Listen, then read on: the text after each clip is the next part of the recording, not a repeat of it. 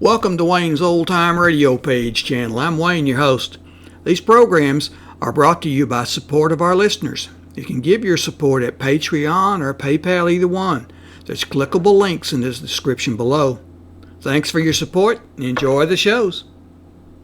From Hollywood, it's time now for Johnny Dollar. Brad Taylor, Johnny, Mid-States Industrial. Oh, hiya, Brad. Caught another chief accountant with his hand in the till? Nope, this is an old case, Johnny. 3 weeks old anyway. It's that Kansas City payroll stick-up. Uh-huh. We were right. It was a Jipper Nitzen gang. How do you figure? Well, as you know, there's been an APB out on him, wanted for questioning ever since he disappeared the day after the holdup. Yeah, I know, Brad. He was recognized last night in Phoenix, Arizona. State Highway Police threw up roadblocks. They tagged him south of Tucson, just north of the Mexican border. They get him? If they had, I wouldn't be calling you. He shot his way clear. They killed one of his boys, Ronnie Bledsoe. He'll never be missed. So Jipper's still on the loose, huh? Yep, along with that $100,000 payroll insured by us. I gotta get that money back, Johnny. All right, Brad. I'll fly out there and find it for you. But watch yourself. Every minute. Those hoods are 3-time killers. I thought it was 2. 3 now. They killed a state trooper at that roadblock.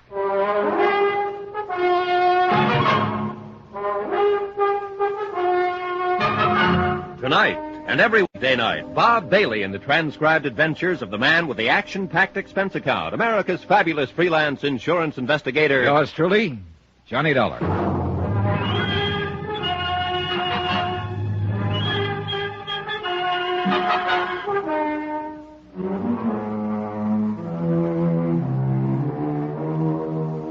From Special Investigator Johnny Dollar to the Home Office, Mid-States Industrial Insurance Company, Hartford, Connecticut.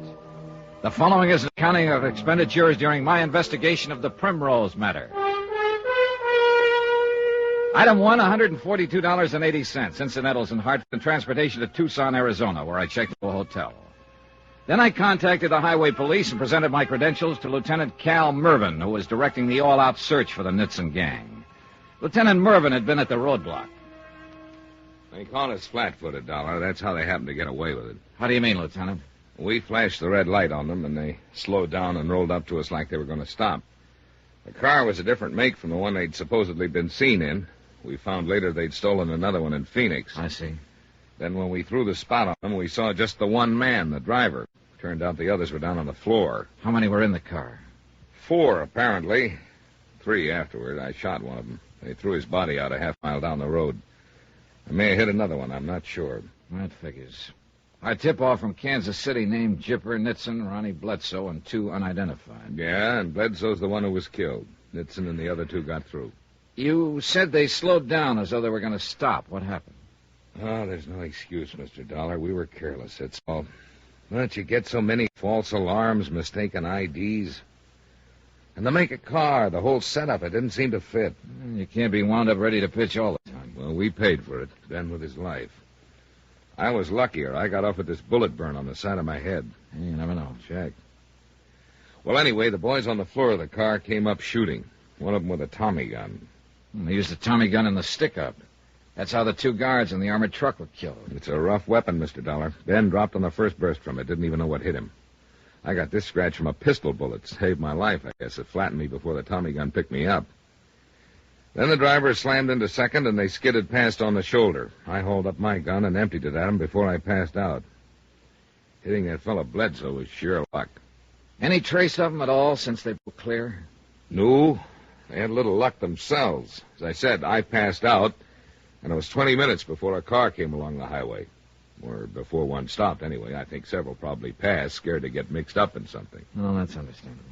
And the fellow that picked me up took me 15 miles up the road to an emergency first aid station.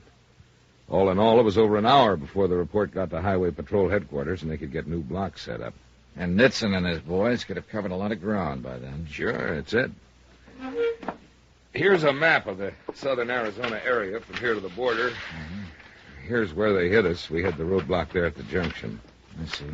From there south to the border, there's no through road branching off, just some dead-enders. Or like the Arivaca Road that loop back and connect into the highway again. What about the border, Lieutenant? According to the Mexican customs officials at Nogales, the car didn't show up there.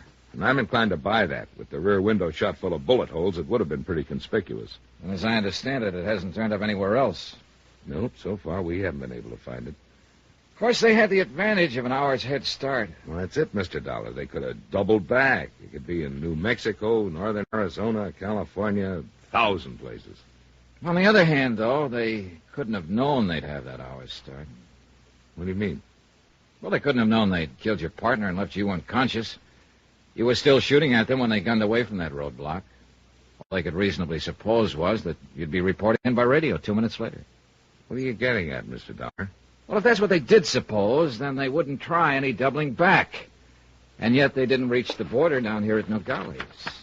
But there's no through road that connects into that 20-mile stretch of highway. All right, so maybe they're still bottled up right in that section. I don't see how. We've been over it half a dozen times. In cars, horseback, helicopter. We're still checking it. I'm just about ready to cross it off. Logic says that's the most probable place they'd be. Can logic find them, Mr. Dollar? It might, combined with a whole lot of luck. You got something in mind? I don't know. I was wondering if a civilian, so to speak, might have a better chance of stumbling onto them. They'd be on the lookout for the official search parties. You being a civilian. That's what I sort of had in mind. They're pretty rough lads. Hey, tell me something. Do you get a lot of rock hounds around here, amateur geologists, uranium hunters? If you're not careful, they jump out from behind the cactus and stake a claim on your watch dial. Easterners, some of them, I suppose. Tenderfeet, I guess you'd call them. Not some of them, most of them. Then one more wouldn't exactly create a sensation. No, he wouldn't even be noticed. Is that the angle you're thinking of? Unless you know a better one. No, it's not bad. Well, do you know where I can get fixed up with an outfit? Go to Dave Bright's Sporting Goods on South Stone Avenue. He'll give you that dude look about as cheap as anybody. Just tell him I sent you. All right. And, don't get too far away from civilization, Mr. Dollar. Any special reason? Yeah. I may want to contact you to let you know the Nitzen gang's been picked up in Portland or in Butte, Montana. Maybe. But I wouldn't count on it.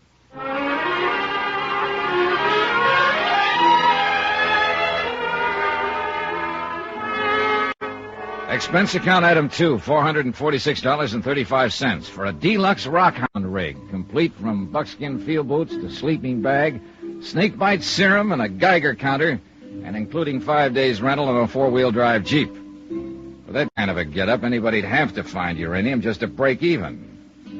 But at least I figured I was equipped for any possible eventuality, so I headed into the wilds. And the first spot I decided to prospect was around 20 miles north of the border, 50 yards back off the highway. It was known to the local inhabitants as Jake's Bar and Grill. The bar was a warped plank counter with rickety wooden stools. The grill seemed to consist of a rack of stale sandwiches wrapped in wax paper. But it looked as though Jake himself might be pay dirt. Howdy, stranger. What do you say? Save your money and buy beer. That's a good idea, but I think I'll have a scotch this time. Even better idea. Have something yourself? You paying for it? Yeah, I might at that. Well, then I'll just have me a little of this for a hooch. Yes, sir. Yes, sir. Well, here's biting a rattlesnake. Check. Scotch. Well, you figuring to find yourself some of that there uranium, are you? Yeah, I might. How'd you guess? Them duds you're wearing come from Dave Bright's place. Sunday mining clothes, we call them. Hey, no offense. Oh, I'm hard to offend. The name's Johnny Dollar, Mr. Jake Meager. Jake's enough, though. Everybody knows me for that. Been around here a long time. Oh, then you know this country pretty well, I imagine. Well, enough to tell you that if you find a fresh, square foot, one where somebody ain't already been looking, then you're doing better than most tenderfeet. No offense there. It's just a way of talking. Well, I guess you call this a vacation, too. I don't really care much whether I find anything or not. It's just a chance to see some new country. Well, I reckon you could call some of this more or less new once you get away from that there highway. Oh, and how do you go about doing that? You mean by car, I guess. Easterners ain't much on walking. Well, I have one with a four-wheel drive. Get you a mile or two further, but that's about all. Only way to do it's on foot. You're probably right. But I'd start by car, at least. Which side road would I take if I wanted to get lost? Around here, you mean? Yeah. Anywhere along the highway between the junction and the border. Well, as a matter of fact, you wouldn't have much choice. There's 6, 7 passable roads, but they don't lead no place except to ranches. Don't even get up in the foothills. You ain't getting a mite dry again, are you? Oh, sure. Fill them both up again. Well, much obliged to you, Mr. Dollar. How much? Well, there'll always be an England, like a fellow says. Yeah.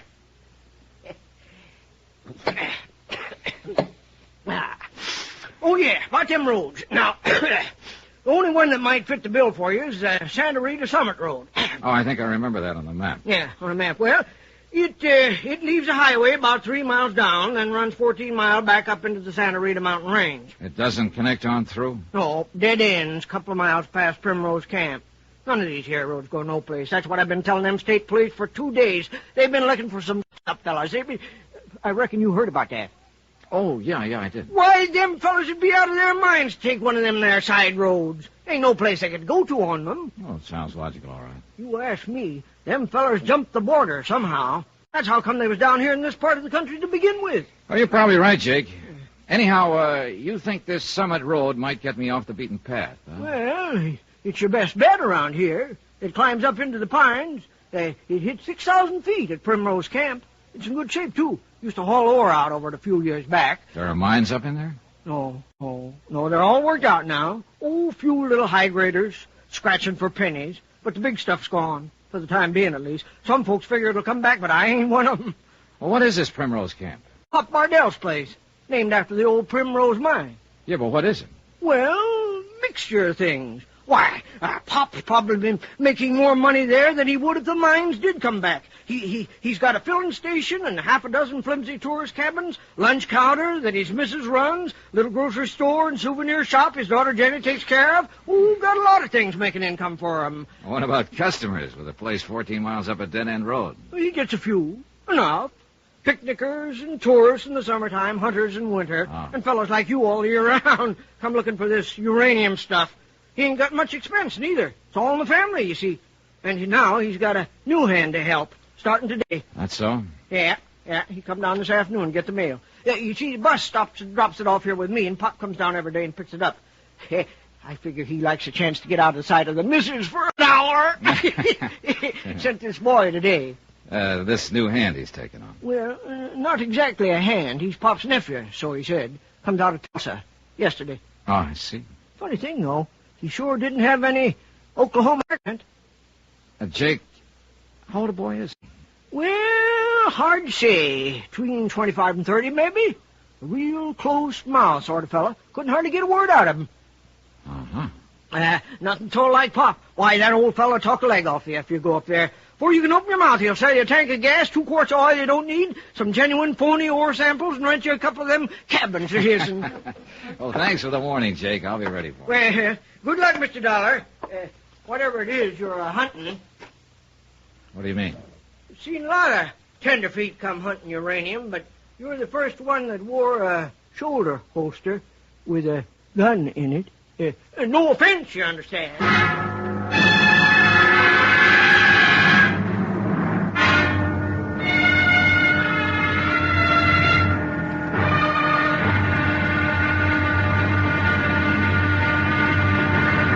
Now, here's our star to tell you about tomorrow's episode of this week's story. Tomorrow, a talkative man freezes, a taciturn man thaws. But a dead man can't do either. All he can do is be dead. Join us, won't you? Yours truly, Johnny Dollar. Yours truly, Johnny Dollar, starring Bob Bailey, is transcribed in Hollywood. Written by Les Crutchfield, it is produced and directed by Jack Johnstone. Be sure to join us tomorrow night, same time and station, for the next exciting episode of Yours truly, Johnny Dollar. Roy Rowan speaking.